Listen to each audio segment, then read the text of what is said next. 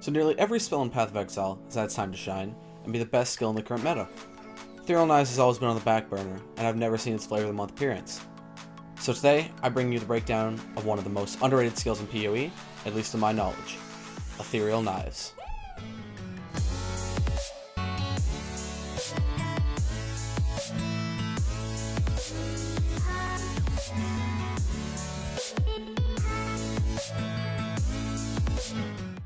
So first of all, I'll be doing a stats breakdown of the gem itself. As a disclaimer, I'm comparing the stats to other similar projectile spells.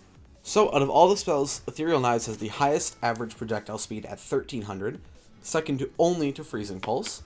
Along with that, it also has the fastest base cast speed at 0.6 per second, although it does fall off near the middle with its crit sitting at about 6% base. Its mana cost per cast is very average at 23 at level 20. It does, however, have a very low high-end damage, only 700-ish, compared to the others sitting around 825 at the lowest.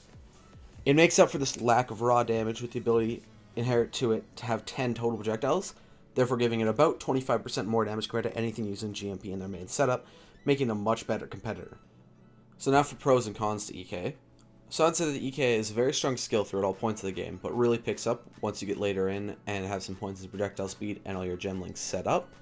Another strong point it has is its defensive nature of standing back and firing a cone, which makes you want to keep enemies at a reliable distance, along with the ability to use Hatred for shattering very easily. Some issues EK has is that it can feel pretty terrible with little to no projectile speed, and is very bad single target DPS, as compared to any other skill. A smaller issue is that you need at least a 4-link to be usable, but a 5-link is almost necessary for you to be able to do anything higher level such as maps. So now I'm going to talk about some leveling items that are great for EK for planning on playing it through for the whole game. And here's a list of a few of them. Crew Reward gives you a great amount of projectile speed, 30%, along with the stats you want, strength and dex, and some boosting on top of that. It's great overall, very cheap, and really accessible for anyone who wants to play this. So for a second item, Skin the Loyal can be a great option for any ES-based variation of EK, giving you +1 EK and 100% increased global defenses, as well as Tabula Rasa for a cheaper than normal 6-link. Life Sprig is a great early leveling item, making up for the lack of links with +1 to spell gems. Eventually you can transition that though into a Reverberation Rod with an Empower, giving +2 levels to EK as well as starting your 4-link. The glove's Winds of Change are also a great later leveling item and give you the stats you want with projectile speed, projectile damage, life, but with a small drawback at -10% move speed. And as for the last item, Malagaro's Virtuosity helps you fill out your little bit of crit and give you some multi for early leveling as well as extra dex. In terms of endgame uniques, there are some great options you can pick for your EK build. We'll start off with the Eye or Presence of Cheula. Now those are both great for many builds, but the Presence in particular gives you the option to go low life without needing a Shav's Wrappings, with the high chaos resistance of that and 2 Ming's Hearts. Speaking of Ming's Heart, it is great to help you go low life while also giving you massive damage at a fairly small drawback of 30% reduced ES while wearing 2 of them. Void Battery is great in any crit version of EK, but can be easily replaced with a wand that has high projectile speed and other good stats very easily. Chevron's Wrappings lets you go low life with no worry, but isn't necessarily needed with other gear such as Ming's Hearts and a Presence of Cheula.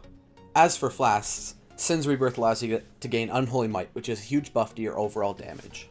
Taste of Hate gives you extra cold conversion based on your fizz damage, and along with this normal defensive boost, it also helps take your reflect damage much better. And as for a final item, Adzir's Promise gives you a little bit more conversion for your physical and elemental damage to chaos, as well as gives you leech based on that damage. Now I'm going to talk about the 2 main builds I'll recommend if you are wanting to play Ethereal Knives. They would both be crit, as non-crit EK can't scale the damage enough, whereas elemental non-crit builds have elemental overload and penetration gems to help deal with resistances. Ethereal Knives has no extra benefit to being non-crit, and can't really deal with armored enemies that well, making it feel terrible in certain situations. So the first build I would recommend is a Triple Curse Occultist.